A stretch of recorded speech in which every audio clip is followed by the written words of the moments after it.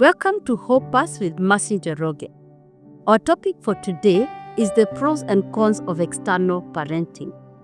Most of the time, when I'm bringing children up as a single parent, it may be ideal or a good thing to bring in a person, a trusted person from the opposite gender to complement me, so that if I have boy children or the male children, or I have girl children and I am a lady or I'm a man, if I get another lady whom I can trust to complement me, it will help to give the children the right support so that they are able to grow up holistically. Because remember, whom we become in the future is greatly determined by the environment in which we grew up, the role models that we are observing and who are supporting us as we are growing up. But everything has its own advantages and disadvantages. And this particularly external parenting can be very helpful, but also can be very, very dangerous. So if I really feel I need to bring in somebody into the life of my children, there are some key things that I need to consider. And the first one is that you need to check their trust and reliability. Is this a person that I can be able to trust? Is this person reliable? What is the age of this person? What is the age of my children? Is this person in a position to be able to become a real support to my children? Can I be able to entrust their life into the hearts of this person? So I need to if I have any doubt on their level of trust, then don't do it. You would rather take care of your children alone rather than entrusting them into the hearts of people that you're not able to trust, that you cannot rely on. Because even when they give you advice on what to do, you're not able to comfortably take it because you don't completely trust them. So it is better not to have them rather than have somebody co-parenting with you when you don't trust them. The other key thing that you need to consider is their parental values and discipline styles. Sometimes, if I like gentle parenting, I'm not hostile to my children. That is my nature of bringing up my children. They have already formed a way. This is the way we did in our family. Then you bring a very strict person into the life of your children. What is going to happen? They are going to be confused. They are going to be distracted, the flow of life. So if you are bringing somebody into the life of your children in the middle of parenting, it is very important that you ensure that you are agreeing on values. For example, if you are a Christian, you don't believe in taking alcohol with your children, and then this another person is a Christian also, but they are very free. For him, going to the pub with the children and he's taking one for the road as the children are celebrating, that is okay for them, and that is not okay for you, then that brings conflict even between the two of you, and it also causes confusion into the life of the child because you are not agreeing in values and also in the style of discipline. Sometimes this person will be feeling like you're too lenient to the children, and also yourself you're feeling like they are too strict or too rigid. So it brings confusion because the child doesn't know now whom to follow in the midst of this confusion. The other thing you need to consider, emotional bond. Is this person able to bond with your children?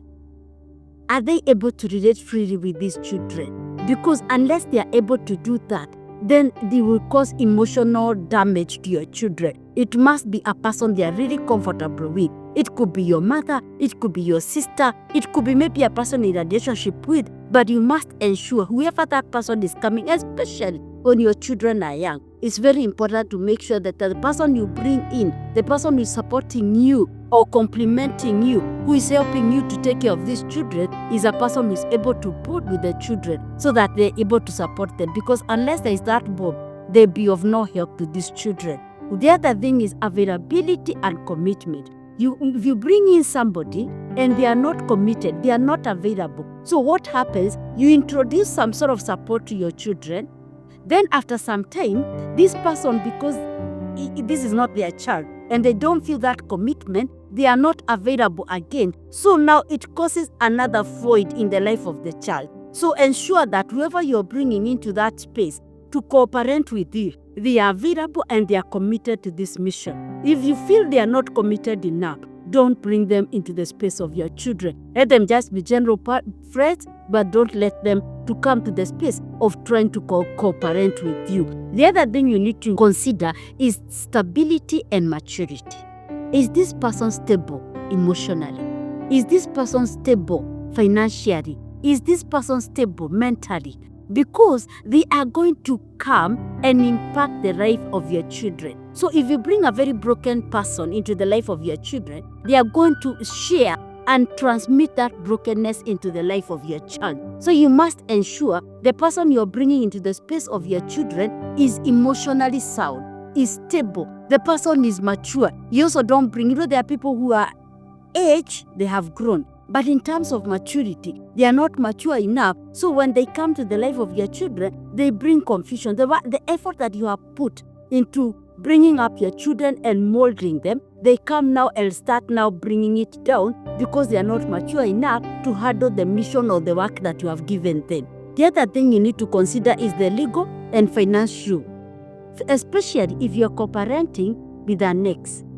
What time will they be picking the children? What time are you supposed to pick the children? What is their responsibility? What is your responsibility? If they are not doing this, what can you do? So ensure that if you're co-parenting with an ex-person, an ex-partner, an ex-husband, an ex-wife, ensure that everything is written, it is clear, and it's clear to both of you. You have already been able to agree that this is what you're going to do. This is the responsibility of each person. This is where they come in, and this is where you come in. So if maybe probably the children are young, and as a mother you need to be the children maybe from Monday to Friday, and then the father is with the children over the weekend, it is clear. So that again on Monday, the other parent is not coming and feeling disadvantaged because they wanted to be the children on Monday and they are not there. Or maybe they're supposed to be the children on Saturday, but now that Saturday, that person is not there. So that needs to be clear so that there's no confusion in the midst of now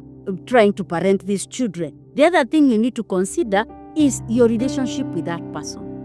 You cannot bring a person into the life of your children whom you are not able to relate, whom you cannot be able to communicate with freely. Because there are times when your children will make mistakes. There are times when your children will fail. So at that difficult moment, how are you going to handle this situation if the person who is assisting you, if that external parent, if that person who is co-parenting with you, you are not able to communicate freely? What is going to happen is that the conflict between the two of you will become now a problem in the process of supporting your children to becoming who they are meant to become.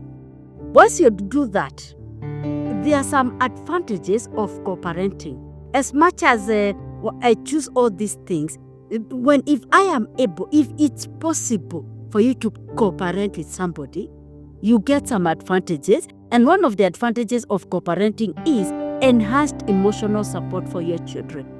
If I am a lady, I may not have it all, especially when it comes to what are the needs of men. So this male person is going to complement, because there are things that young men encounter that you cannot be able to help your son. If, like, for example, your son is a teen, or now he's a young person, and he's starting to be affected sexually and emotionally with girls, when you're talking to this young man, and from a lady's point of view, it is very different when it's a male person now advising this person, when they are seeing a role model from a person of the same gender. So when you are able to have that person around your children, even if you are a single parent, it will help to make sure that your children get emotional support that is holistic. The other advantage is you get practical help because you are a human being.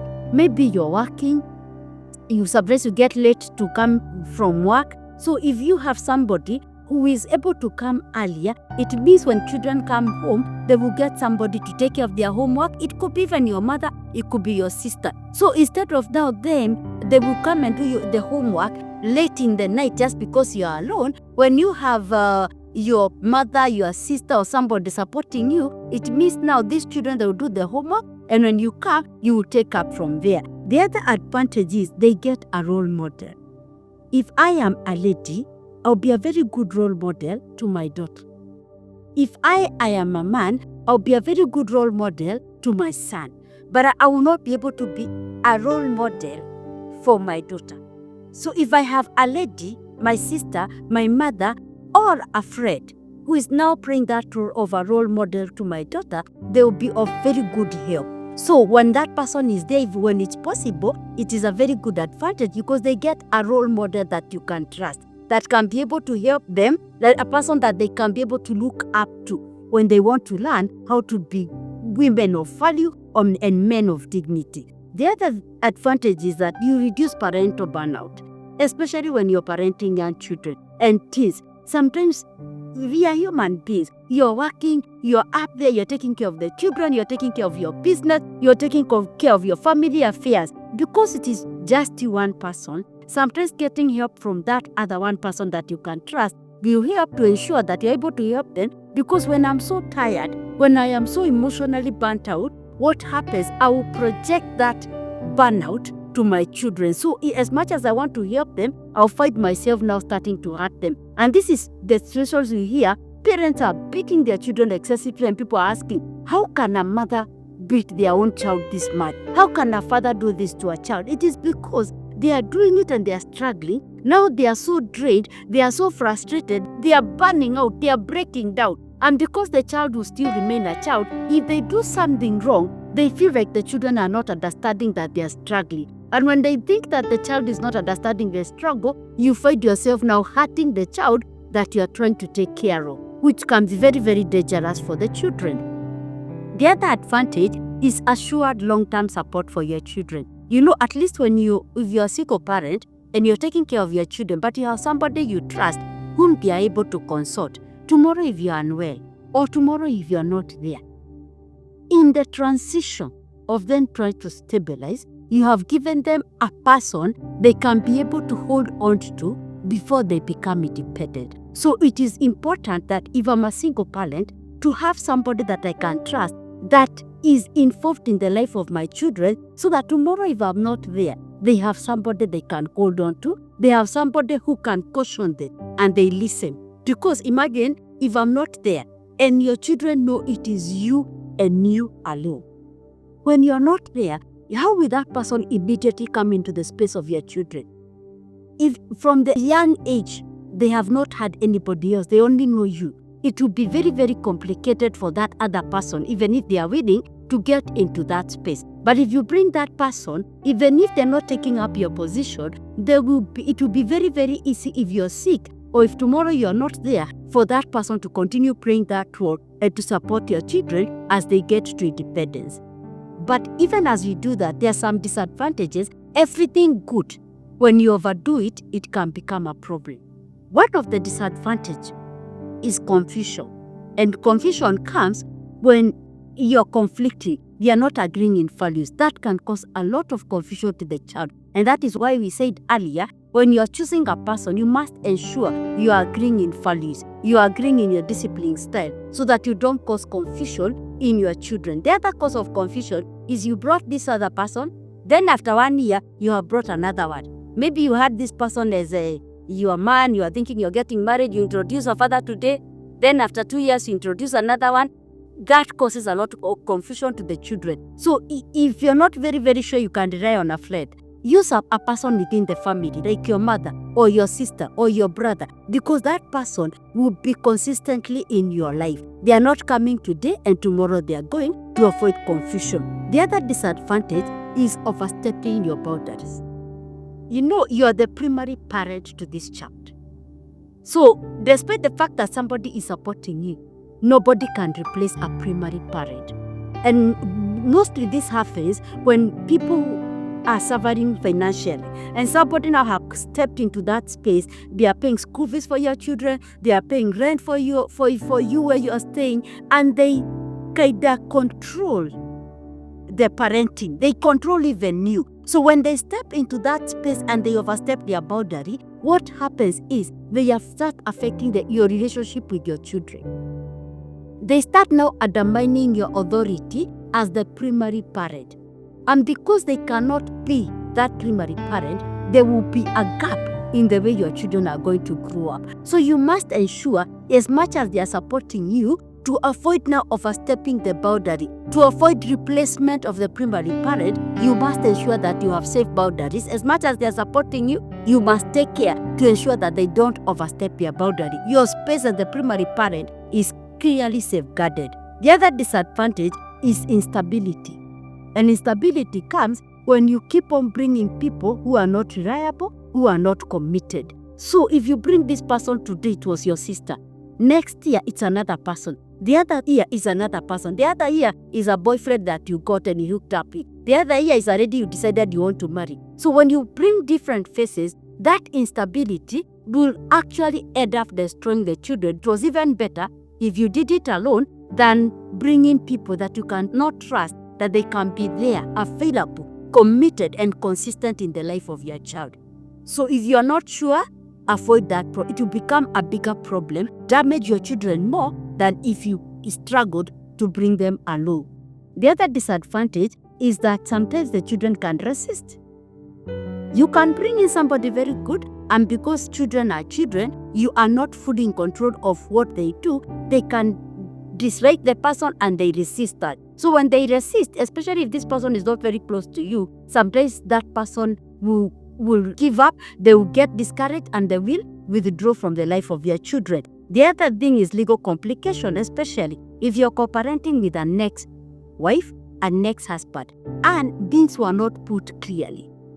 So you don't know, is it Monday, is it Tuesday, is it Sunday? Are they taking care of school fees and you are taking care of food? What is the responsibility of this person? What is your responsibility? When those things are not clear, you start finding legal complications. That's why you find parents going to court and they are going to sue each other because you are not allowing me time to be with my children. Is it that they could not have sorted that problem? No, it is because when they started co-parenting, they did not clearly agree, so that even when you're not in very good terms, things are very clear, because this is not about you. It is about the children you're bringing up, and you must make sure you give them quality. So legal complications will come and they become a problem to the children, because now when we are co-parenting and to every other day we are in court, you are even damaging our children even more. It is better to bring them up alone rather than seeing you in court fighting every day over their lives, and they don't know, do I side with my mother? Do I side with my father?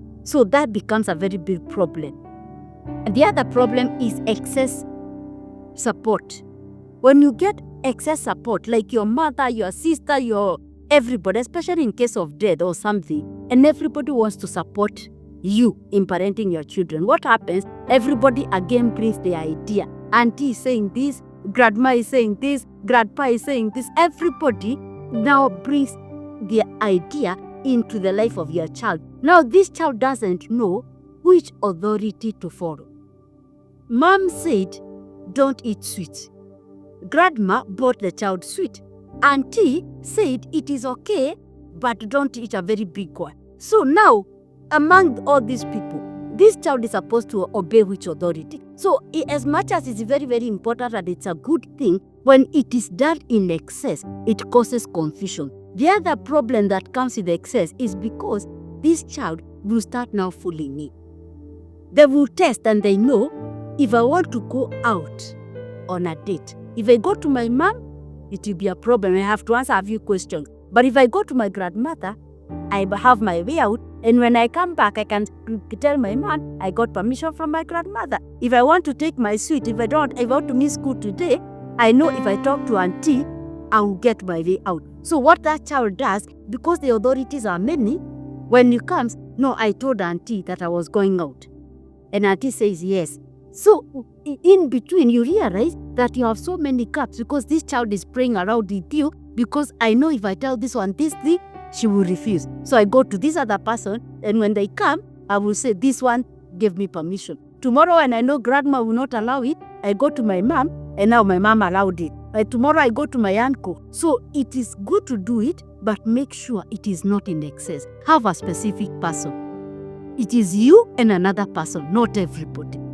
The other problem is emotional dependency. You see, again, as much as you are being supported in bringing up your children, when your children are given excess support, even yourself, when you give excess support to your children, you don't allow them to feel any pain, you don't allow them to struggle, so they become very dependent. They are not prepared to face life. It becomes a very big problem to the child, because tomorrow all these people will not be there. They will still need to be strong enough emotionally. As they are growing physically, they must develop emotionally and become independent people that can be able to take care of their own family, that can be able to take care of businesses. But if we are all surrounding this child and nobody wants the child to feel any pain, everybody is there. When they fall, auntie is there, grandma is there, everybody is there. They become dependent and they become very vulnerable people, and in future you will find those people, they become completely destroyed,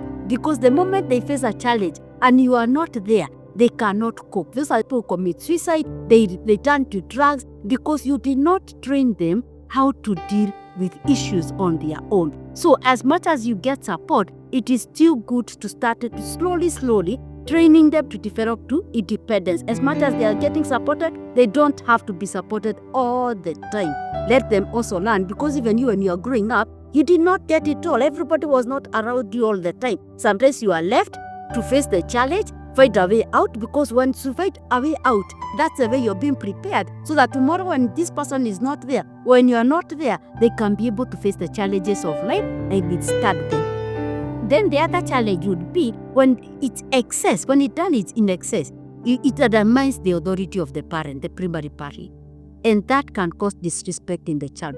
For example, if I'm a single mom or a single father, my grandma paid my school fees, my auntie paid our house, my uncle took me out for a date, my everybody, every other person did things. So the child starts to feel, I think mom is not that important, by the way. So when you come now to condone that child, when you're coming out to talk to the child, they are feeling like you're kind of like a sister. You have had children who are calling their mom by their name, call the grandmother mom, and mom is called by the name. Or they don't even refer to their father, because aunties and every other person is there. Now the father almost becomes like a statue. They have no influence in the life of this child. That also becomes very dangerous, because at the end of the whole story, even if these people will support, when it is that dark moment, nobody can stand with your child the way you can stand with your child, because that is your child by blood. But for this person, when things are okay, they will all be there. But you must ensure that your authority in the life of your child is not in any way undermined. And you are not disempowered as the primary parent because of the support that you are getting. So how do I make sure that I'm able to get this support, that I'm able to ensure that my children get this complementary support from the opposite gender or from the family that is surrounding me without affecting the life of the children? So what I need to do is, number one, set very clear boundaries.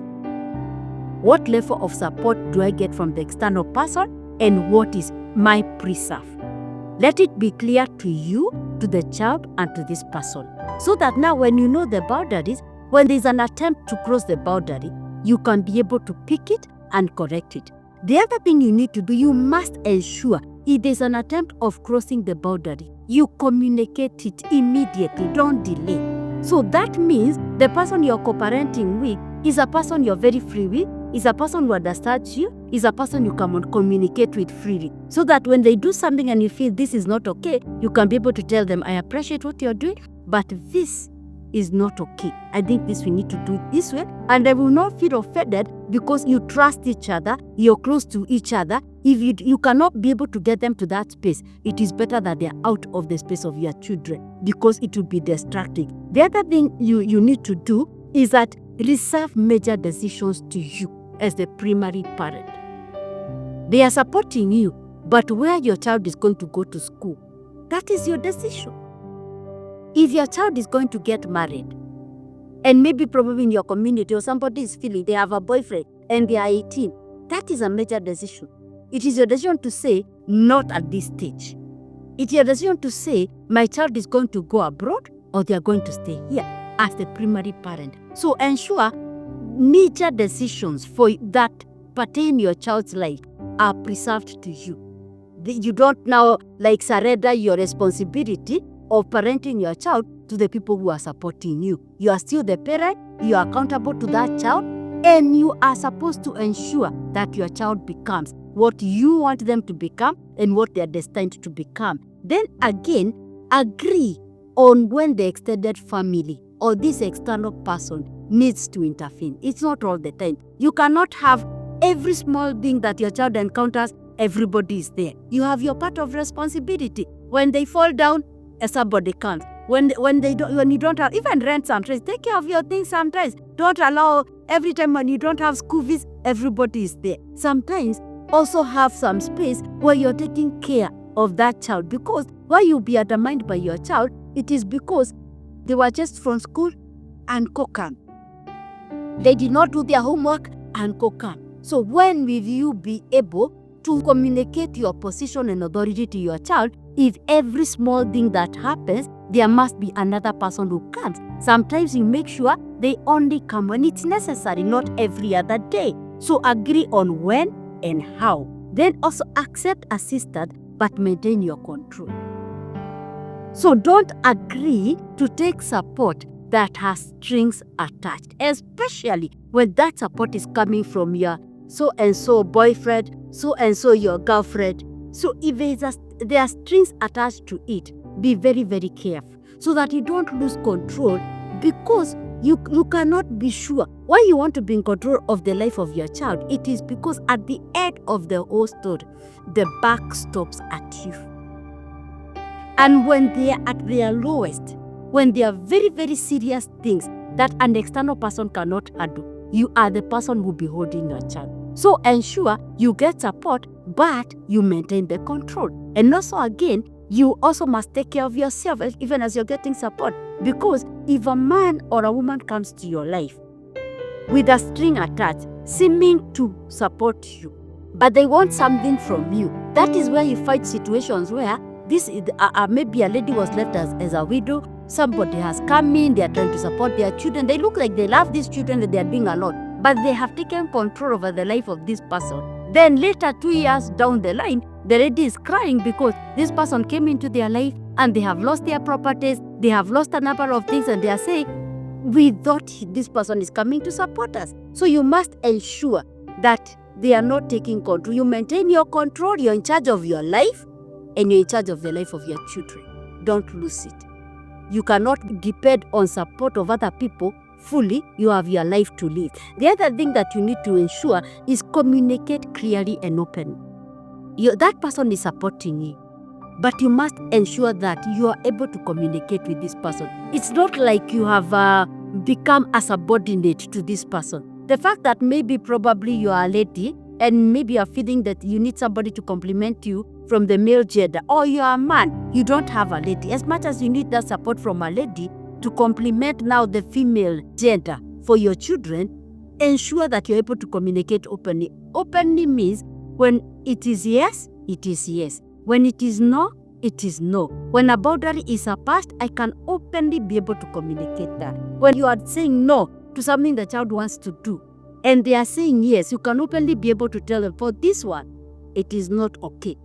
You cannot do this. If you feel maybe they went somewhere and it was not right, according to you, it is not right for your child, you can be able to openly communicate that. If you are not able to do that, that is when you slowly lose your control and you fight. You are only complaining and lamenting because your children are becoming something else. They are not becoming you. They are not copying you. They are not taking your values, because you have lost yourself into the hearts of the people who are supporting you, which now that is wrong. Because even biblically, God says we cannot place somebody in the position of God. People who rely on other people, they are actually cast in the Bible, because this person tomorrow may not be there. They can even die. So why you cannot now again, because somebody is paying for your school fees, because somebody is paying rent for your children, you now lose yourself and you place yourself as if this person becomes a small God. Until even when they make a mistake, you are not able to communicate the same. Then ensure you are united with that person on key issues. Key issues like, where do you fellowship? Are we in agreement that maybe in the Pentecost church, and as we are in the Catholic church, or maybe as we go to the church on Saturday, then they go to church on Sunday, or they don't go to church. As much as you're not controlling whom they become, you must ensure that you are in agreement that this is the way we want, this is where the children are going to be fellowshipping, This is where the children are going to be going to school. This is what they can do. This is what they cannot do. Agree on it and be united so that on those key issues, you're speaking in one voice. That will ensure that you don't cause confusion in the life of these children. The other thing you must ensure is appreciate the co-parent. Appreciate them, but maintain the safe boundaries. So appreciate, because again, if somebody is assisting you, they are coming, maybe they are assisting the children to do their homework, they are coming maybe to assist you even when the child had a problem, is a person you are using to talk to your child. We are all human beings. It is good that you appreciate them and communicate it.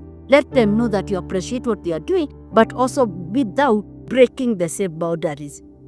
Once you're able to do that, you will be able to help your children. You will be able to support your children. You will be able to give them that which you cannot be able to give from this other person. You will not burn out, but you will be able to bring your children holistically without damaging your children. In conclusion, I would say external support is good, but everything requires to be done in moderation. And you remember that you cannot replace the responsibility of the primary parent. So as much as you're going to be supported, as much as you're going to be assisted by the co-parent or the external support that you're getting from the family, and you remember that you're the principal parent for this child, you are the primary parent, you are wholly responsible for the life of this child. Every other person is just complimenting you, but the responsibility of bringing up this child remains your core responsibility, and you must never lose it. Thank you very much, and remember to keep that path of hope. God bless.